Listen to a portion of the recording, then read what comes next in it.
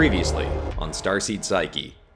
Not to cut you off here, PopCross, but do we really need a previously on for the last episode? I mean, it is the last one. If folks don't know what's up at this point, maybe they could just go back to the beginning of the series playlist and watch the whole thing, now that it's wrapping up. Yeah, okay, Chip's got a point. No previously on, just enjoy the final chapter of Starseed Psyche. General Ritsu stared, unblinking, over the spread of oyakudon and takoyaki that Toshiko and I had made. Or, mostly Toshiko. I thought I was a decent cook, but she was way better. I mostly did dishes and got in the way, but she told me my company had still made it more fun. Toshiko and I didn't know what reaction to expect from her or my mother, who was seated next to Ritsu, still devouring the food, clearly as impressed as I was with Toshiko's skills. Finally, Ritsu said, "So, you're both aliens." I opened my mouth, paused, then said, "Well, a bit of an oversimplification, but basically." Toshiko said, "It's more accurate to say we were aliens, before starting these lives as Starseed humans, as your children." "It makes sense," my mom unexpectedly interjected. We all looked at her. I said, "It does?" She shrugged. "Well, as much sense as anything that has happened in the last few years. You have always been a bit odd, honey. What straight young man wants to take up ballet?" I chuckled.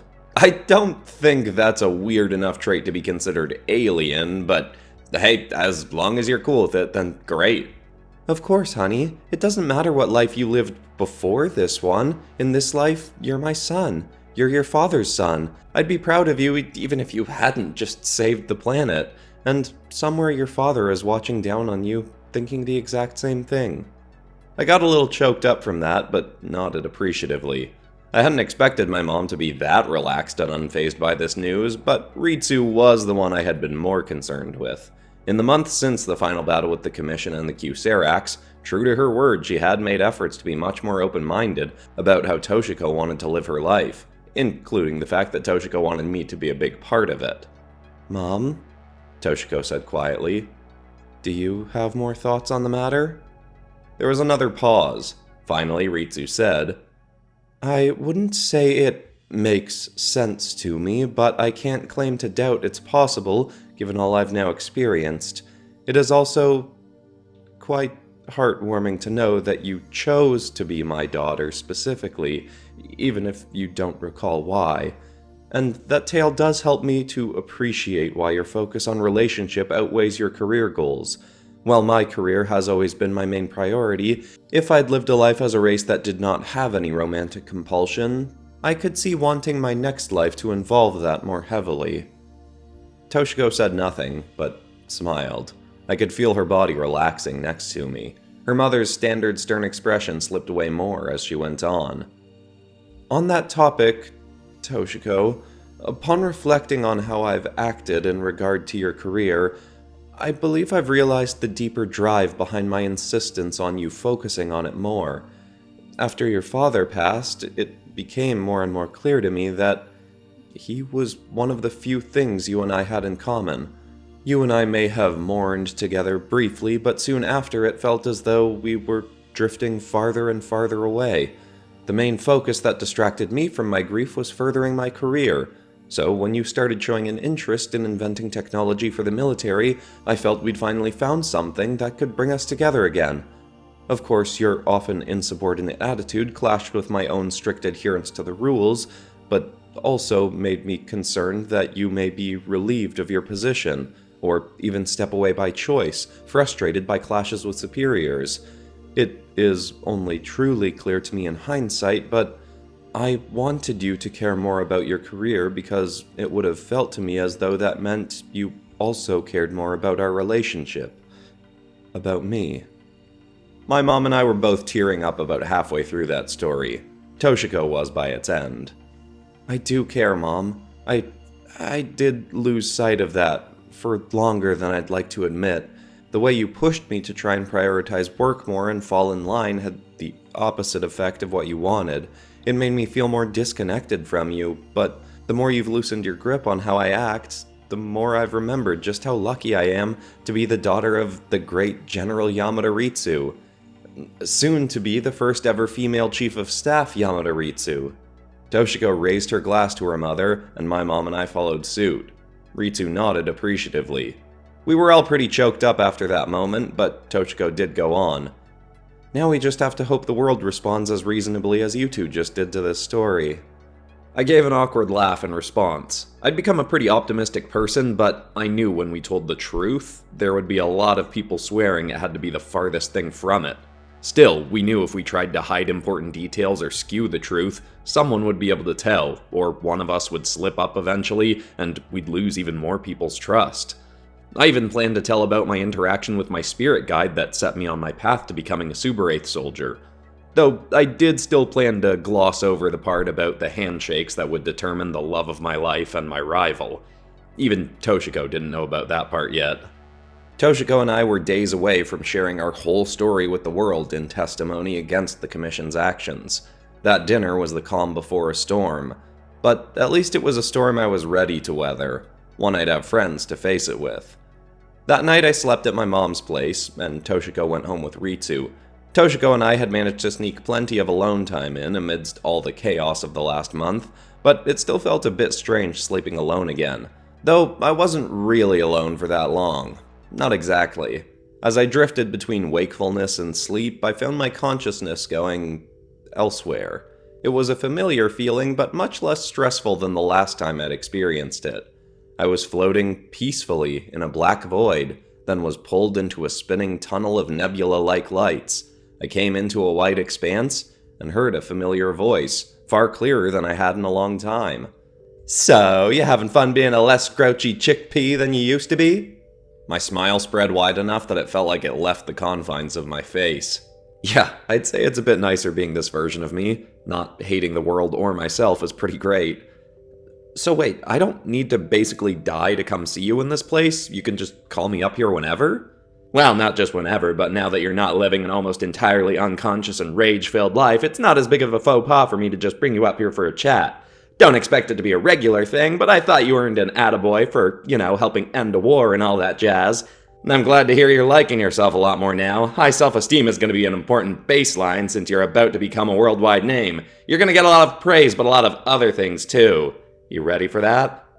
I nodded, feeling a bit of discomfort at the idea, but not a distressing amount.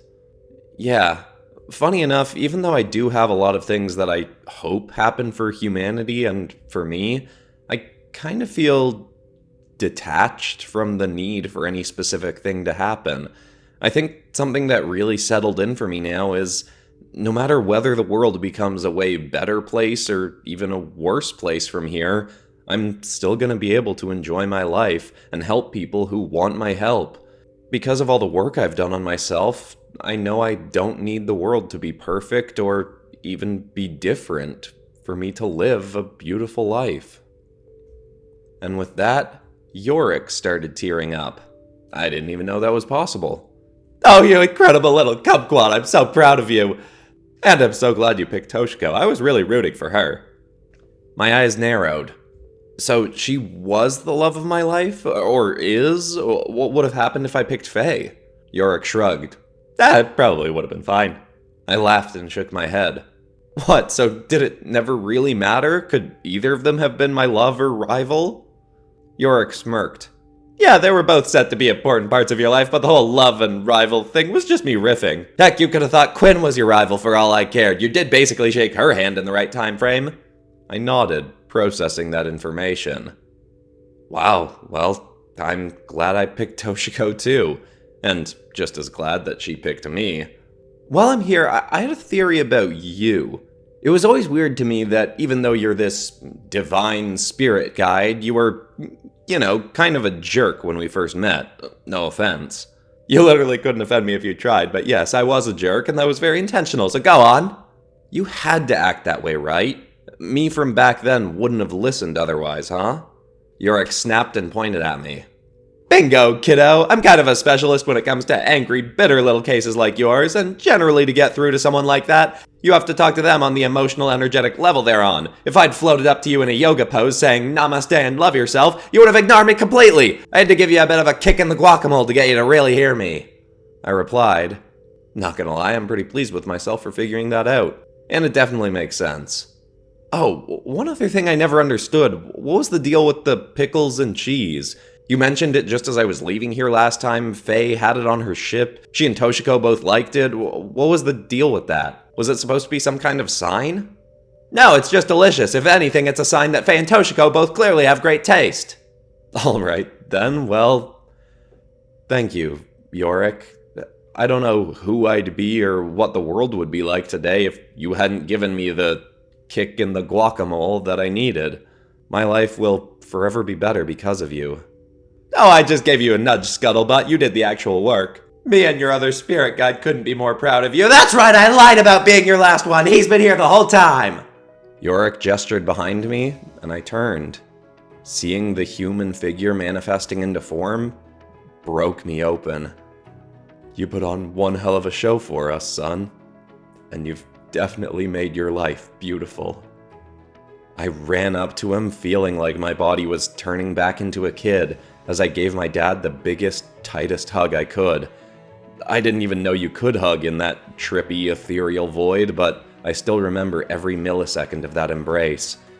Even if I hadn't known he'd really been watching, in that moment it felt like I could track back and feel his presence through every second of my journey to getting the beautiful life he'd wanted so badly for me. Time is funky in that place. I don't know how long I was there, but I still remember every second of it vividly. Anytime I miss my dad now, those memories ease the pain. I can't always hear him, but it's nice to know he really is watching. That is one of a few things that made the chaos to come easier to manage.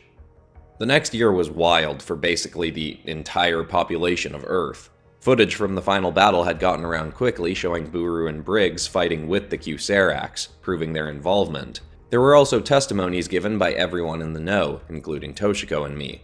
Crispin Parsons may have done everything he could to make himself sound like a hero, but he also sang like a canary and outed every other member of the commission. That didn't end up doing much to reduce his prison sentence. He's now serving 27 consecutive life sentences, which, sure, I don't know where that number came from, but he'll be in prison for the rest of his life. And I doubt many people in there are gonna buy his story about being a reincarnated alien hero.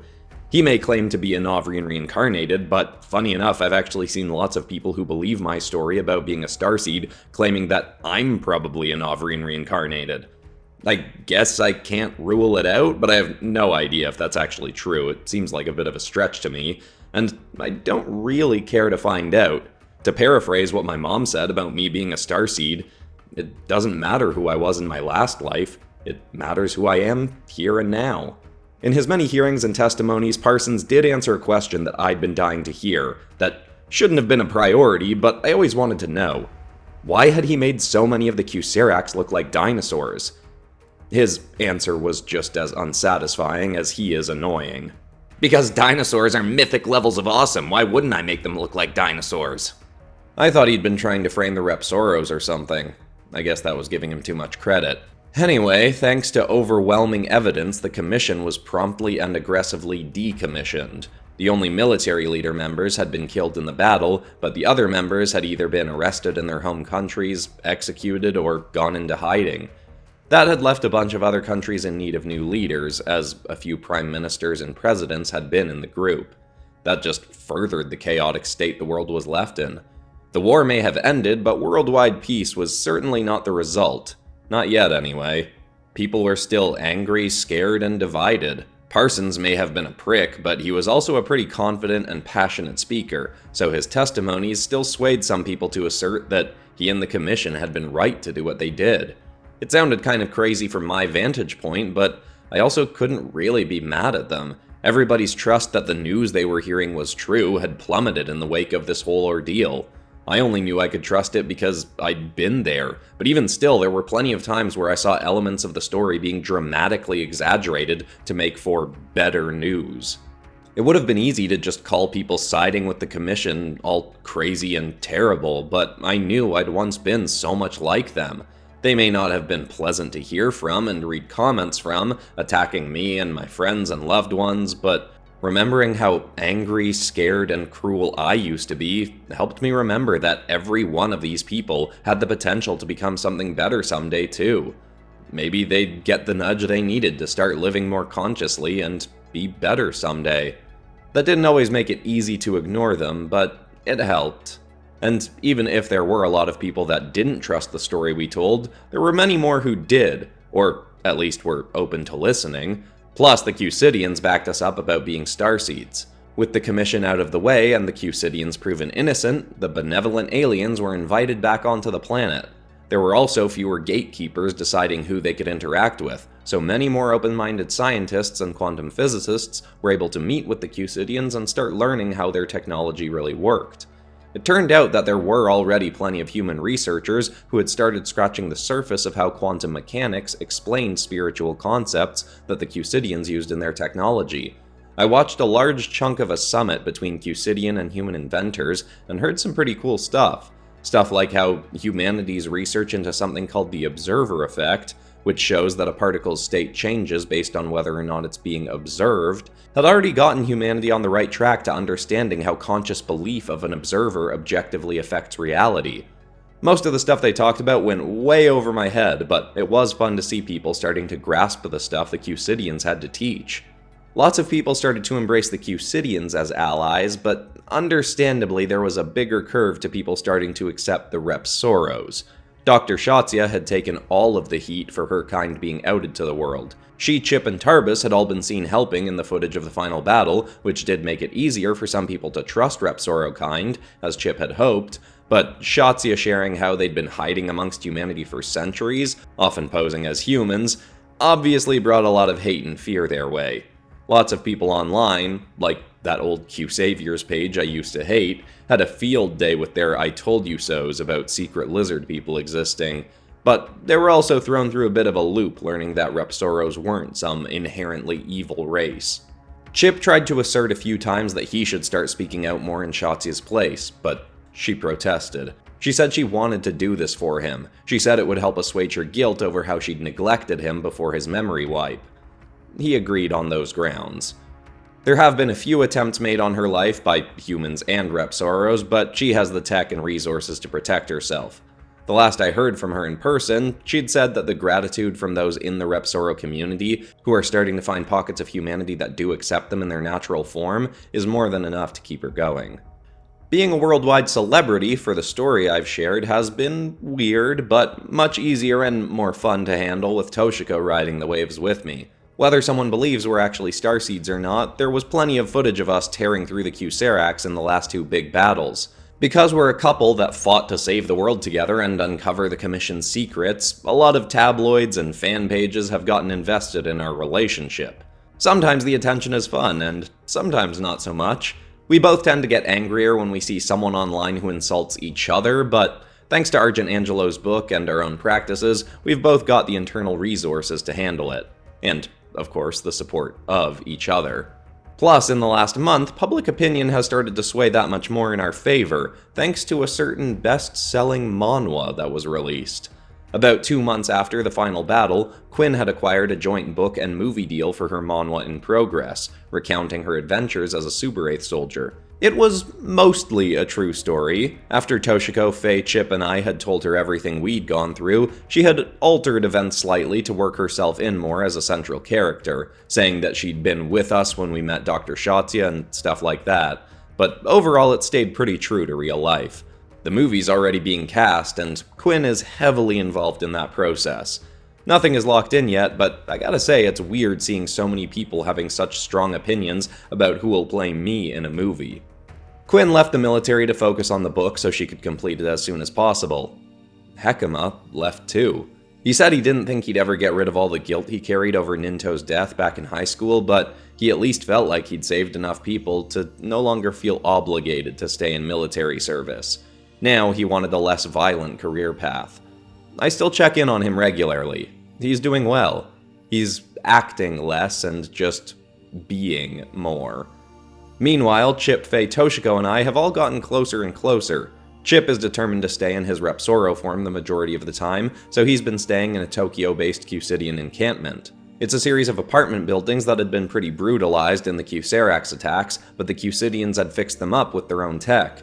The former holes in the buildings made by the bombs had been filled with beautiful orb-like structures with hexagonal glass windows surrounding them.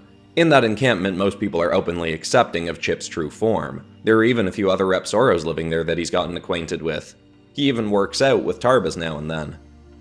Toshiko and I have a place there too, but we've had to travel a lot to give various testimonies and interviews and stuff like that. Thankfully, Faye has been living there as well, so when I'm not around, Chip is still in good company. After a few months, they even started sharing an apartment in the encampment. Being a Repsoro and a Cusidian, they're certainly a unique couple, but things are going well for them. Thanks to her involvement in ending the war, Faye had been given the green light by her people and the Galactic Federation to work any position she wanted on Earth.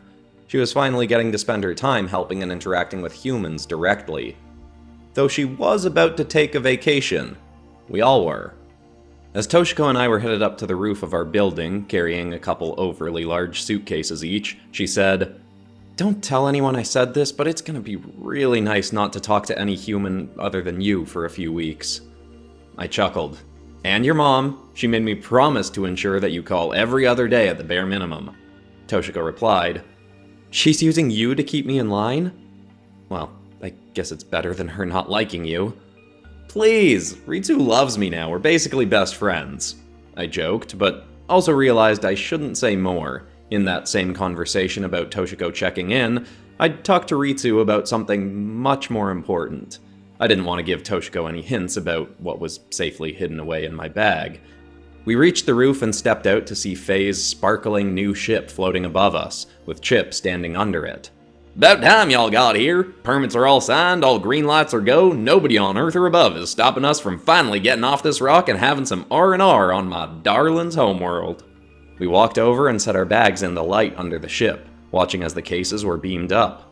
I could definitely use some rest and relaxation, but I feel like as soon as I step foot on an alien planet, I'm gonna want to do anything but have a nap. Getting to go to Cusidia Chua was a massive honor. We'd been granted permission a while ago, but Toshiko and I had had a lot of responsibilities to handle first, to ensure the world was getting the truth about the whole Q-Serax ordeal. It was hard to believe we were actually here, about to leave Earth, even if it was only for a month or so. We all beamed onto Faye's ship and saw that she'd already made a lot of progress, filling it with new human memorabilia and furniture.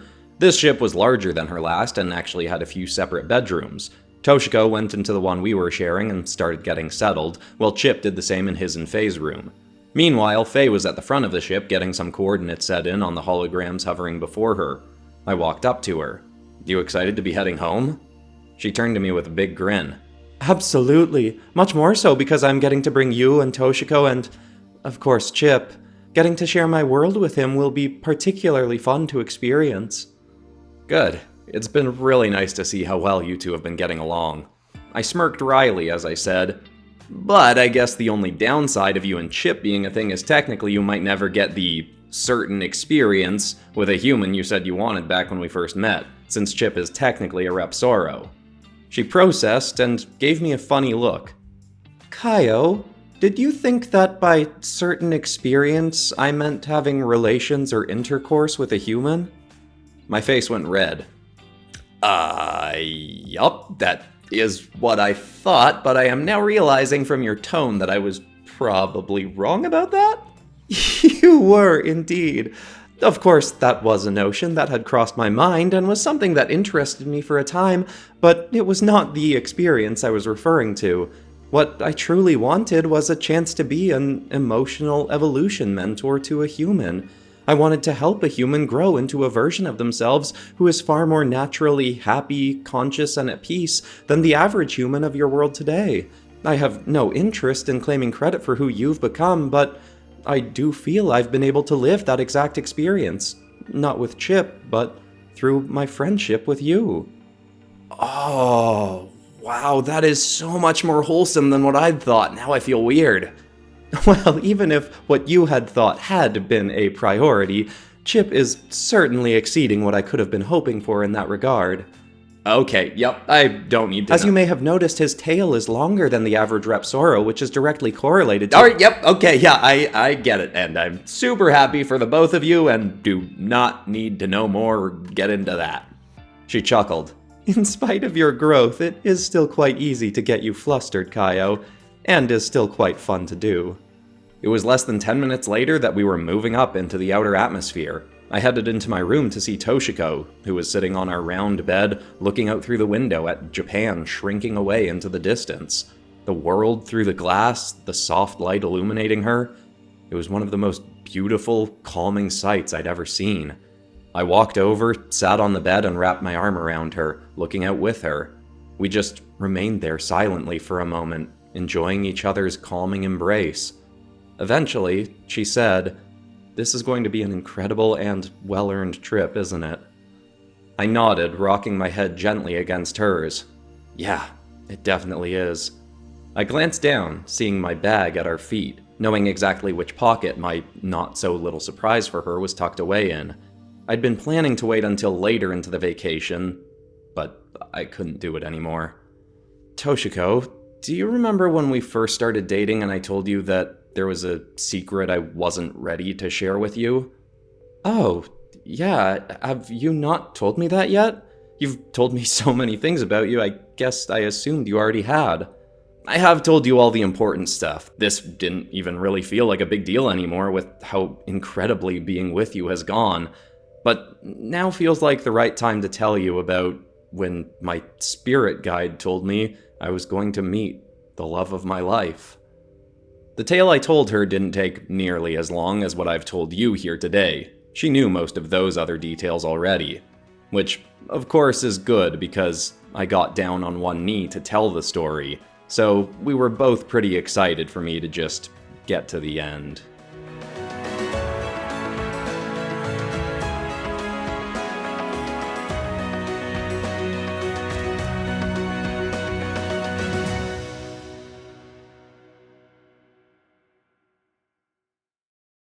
Well, there you have Starseed Psyche. Huge thank you to everyone who listened all the way through to the story, followed it to its end. Obviously, this is a slower paced story with a fair amount of action, but much less action focused than some of my other series. Some of the episodes are all just conversational. But I love how much raw emotion I was able to put into it because of that, and how deep we were able to get into some of the characters' psyches and stories. I do think this is the longest series I'll ever make. I love getting able to flesh so much stuff out, but I think overall I do like kind of quicker paced stories on the shorter end a bit better. But I'm so incredibly happy that I made this, that you all enjoyed it, that there was so many lessons that I was able to work into it a little bit more naturally than some of the ones in Vigilance. And if there's one big takeaway from this episode, I hope it's Kaio's message that he talked with Yorick about partway through the chapter, about how you don't need the world to be perfect or even be different for you to live a beautiful life. There's obviously lots of external circumstances that can make it harder, but I've personally found, even though in the last few years lots of people have talked about how the world has become a much more chaotic place, personally, because I've been going on a personal development journey these last 5 years, my life has exclusively been getting better and better, regardless of external chaos. So I hope that lesson sinks in and you're able to feel and experience that as well. Also, don't hold your breath on a book release for Starseed Psyche. I am planning to do it, but I have some other book projects in the works. This is twice as long as any other book I've edited, and I want to just enjoy the process when I do get to it. But anyway, besides that, that's all for today, except of course for ending this video on some kind of post-credit scene. So, yeah, that's my story more or less, or I guess more. Wow, I feel like I've been talking for 12 hours straight. You are an insanely good listener, you know that? You didn't interrupt once. Well, that's not a compliment I get very often, but I'll take it. I was just too wrapped up in the story to say nothing anyway. Plus, you're in the Akashic Records, like that void place you was talking about. Time moves real different, so who knows how long you was actually talking for. I think the records do other funky stuff too, cause was you speaking Japanese? You seem to imply that, but it sounds to me like you're just speaking English. Whoa, seriously? Yeah, I'm speaking Japanese right now. Crazy, because it completely just sounds like English to me. Wow, that's pretty wild. I've got to see if I can bring Toshiko, Chip, or Faye here. I mean, I guess I wouldn't be surprised if Faye has already been here before, knowing her. Well, if she has, she may not even remember. I would be surprised if the record keeper even lets me keep the memories from you telling me this whole story, since you're from another multiverse from me and all. Oh, don't worry, Benny. Of course I will allow you to keep this memory. Seriously? Is that cause I ain't never gonna see this kid or anyone from his universe or multiverse again? Cause that would kinda suck. Well, in fact, you will be seeing Kaio again soon enough, and many of his allies you heard about today. What, for real? How the heck is that gonna happen? Well, if I told you that, I would need to erase that memory, so let's just leave it at, you'll have to wait and see. Kaio, with your tale concluded, I should return you to your vacation. Sure, okay, it was nice to meet you, Sharp. I guess I'll see you soon? And he's gone. Wow, what a story. So you say I'm gonna get to meet more folks from another multiverse? Just wait and see, Benny. Just wait and see.